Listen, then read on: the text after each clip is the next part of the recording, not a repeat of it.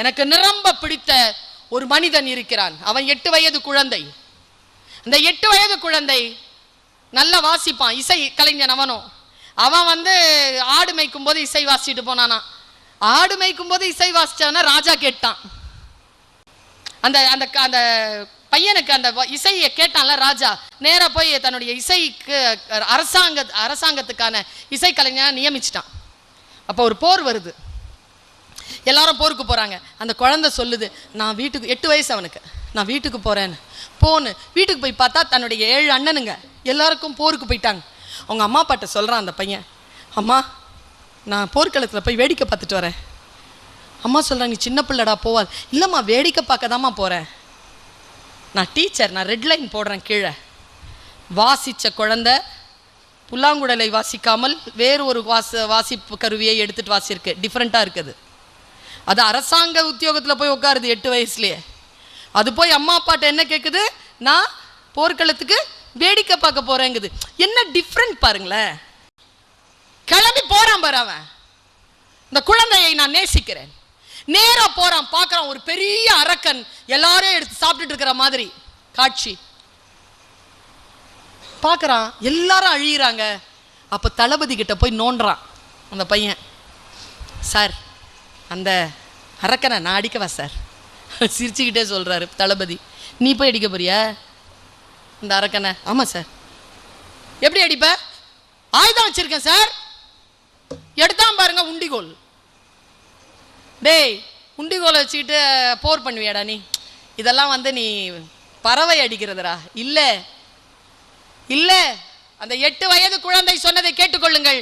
அவன் சொன்னான், நான் இந்த உண்டிகோலால் என் ஆடுகளை மேய்க்க கொண்டு போகும் பொழுது நான் பறவைகளை அடித்து பழக்க பெறவில்லை, என்னுடைய ஆடுகளை தின்ன வரும் நரிகளையும் ஓநாய்களையும் சிங்கத்தையும் அடித்து நான் பயிற்சி பெற்றிருக்கிறேன், என்னை விடுங்கிறாங்க. அவன் பயிற்சி பாருங்க, சின்ன சின்ன ஆயுதம் தான்.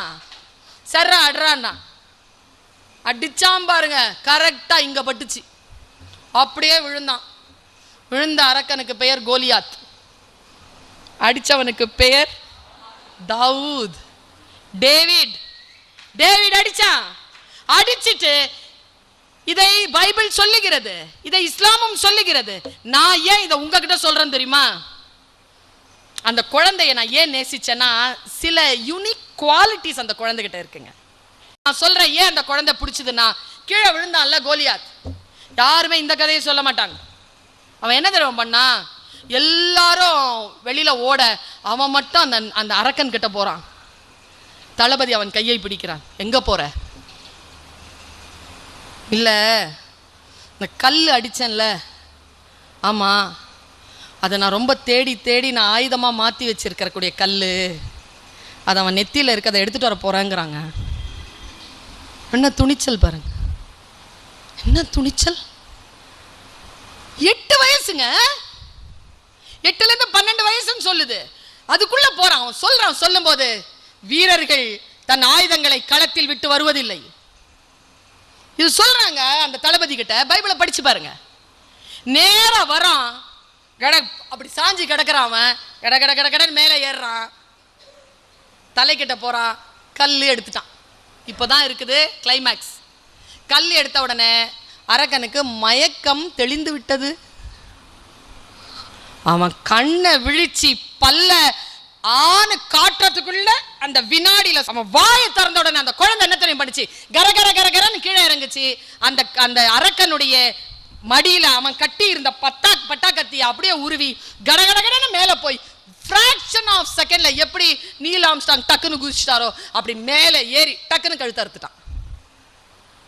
வினாடியில் அறுத்தான். அவன்தான் இந்த உலகத்தில் முதல் மன்னனாக, மிகப்பெரிய மன்னனாக, இன்றைக்கும் தாவீதுக்கு ஈக்குவலா இன்னொரு மன்னன் பிறக்கவே இல்லை என்ற அளவிற்கு தனி ஒரு சாம்ராஜ்யத்தின் தலைவனாக இன்றைக்கும் வரலாறால் போற்றப்படுகின்ற அவன் தன் பயணத்தை ஆரம்பித்தது 12 வயதிற்குள். துணிச்சலா போனா பாருங்க. அப்படி துணிந்து நீங்கள் இறங்குங்கள், எந்த காரியத்தையும் துணிந்து நீங்கள் இறங்குங்கள்.